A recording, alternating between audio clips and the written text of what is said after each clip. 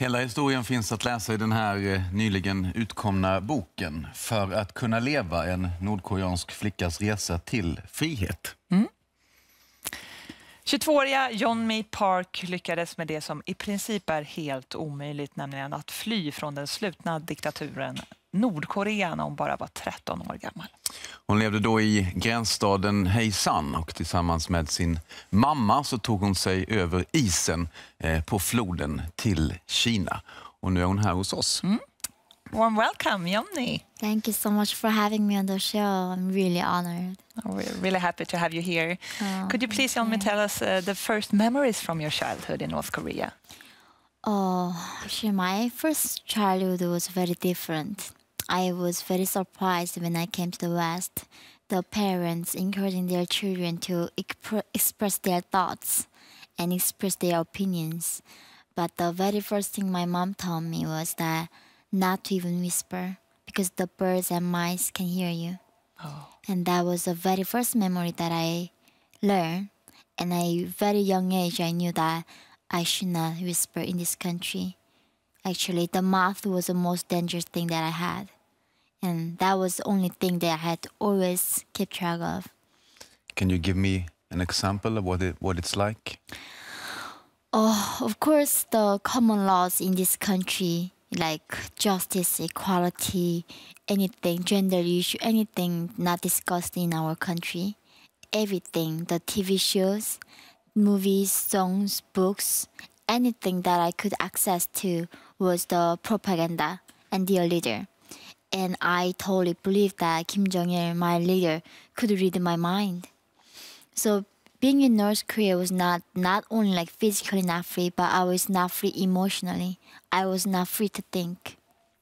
Did you ever hear someone question that system? No, it was unquestionable. I never thought that was possible to think something bad thing about their leader and his authority, because he's a god. He's not a person. His spirit lives forever and with us. And he's the God that this universe chose. And how could you dare to question God? And that was impossible for me. And How do common people treat each other? Neighbors, friends? it's another thing that you cannot trust anybody. Anybody can be a spy, anybody. And the people disappear for no reason. And we don't know why they disappear. And the public execution, concentration camp. So people know just once they are born, they should not be out. They cannot just allow their opinions. And they cannot talk to their friends what they really think. So that's how I'm saying it was like living in the Truman Show. Nobody talks to me the truth. Those executions are things we hear about and read about in our country. What are your experience? Oh, I was very young and I never knew how traumatized I was. But one of the things that my mom clearly records that a young man who had a beef and who got executed for that, because the governments in North Korea, the cause belonged to the government, and he had TB, and then he stole the cow and then he ate it, and that was the reason for him get executed in front of everybody. And that's how our human lives are less valued than animals in that country. And how old were you when you heard that story? No, public execution is not like one thing. It happens very time to time, and sometimes a lot of times. People can get executed and sent to prison for watching a movie, for DVDs, and they can get sent to prison for just any accused of crime, spy or anything. So it was just, once I was born in that country, the public execution was part of our lives. It was not something rare for us to see.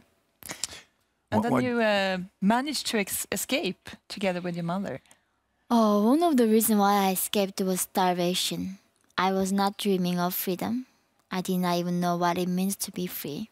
I never knew the word freedom. And I was hungry. If I don't escape, I was gonna die. And the only option that I had was going to China and cross the frozen river. But was that what your mother told you when you escaped? No, I could see the lights from Chinese side. And as you can see from the satellite photos, North Korea is the darkest place. There's no electricity, countryside. We have very occasionally. And I wondered why China has lights. And I thought if I go to China, I might have something to eat. And that's how we all decided. And my sister left first with her friends. And my mother and I followed her. What was it like escaping? Oh, at the age of 13, you don't know what was coming. And I was crossing the river in 2007. I was 13 years old. And it was March, so the river could be melting. And the guards like standing there with the guns. And they might shoot me if they see us. So but if you stay behind, you're gonna die. So just try. Anything, desperation. But were you aware of how dangerous this escape was? Guards like 100 meters wide, they guards standing there, and they with a gun, they see somebody who's escaping, just shoot them, and you can just die from just drain the water. So just chances of dying is very high. So it was not like you believe you're gonna survive, but you know you might die, but you will try. Now and then you reached your freedom, and now you can use the word freedom. Yeah. What was it like coming from North Korea to the rest of the world? Time traveling. I was a time traveler. I never heard about the word internet. I never heard about the word Sweden, because in North Korea, I never learned how many countries in the world. I learned to believe that Americans are enemies, and learned the Westerners enemies. And I never knew there's this prosperous democracy war in the world. And I was learning about human dignity and free will and individual liberty. And I just became a totally new human being. But not only that, I had to learn what's credit card, what's bank, what's subway, how to take a train, and how to use internet. So just totally become a new human being. And now you use your voice. Yeonmi, what do you think about how the world handles the North Korean situation today? To me, it's a personal question. And usually we laugh about Kim Jong-un. He's a fat dictator who has a crazy haircut. And that's our narrative of North Korea. And to me, he's not funny. To me, evil. He's a criminal. Once I was in China, my mother was raped. That was the first thing that I saw. And she was being sold for $65.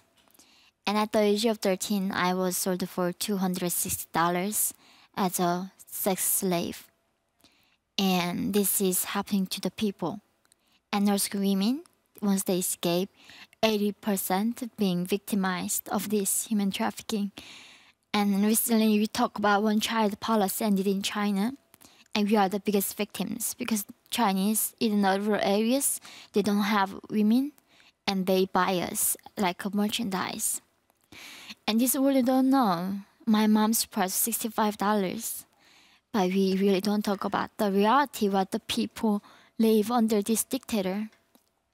That's a terrible, terrible story. Thank you for telling parts of your story. The resten kan man läsa i den här boken av Yeonmi Park för att kunna leva.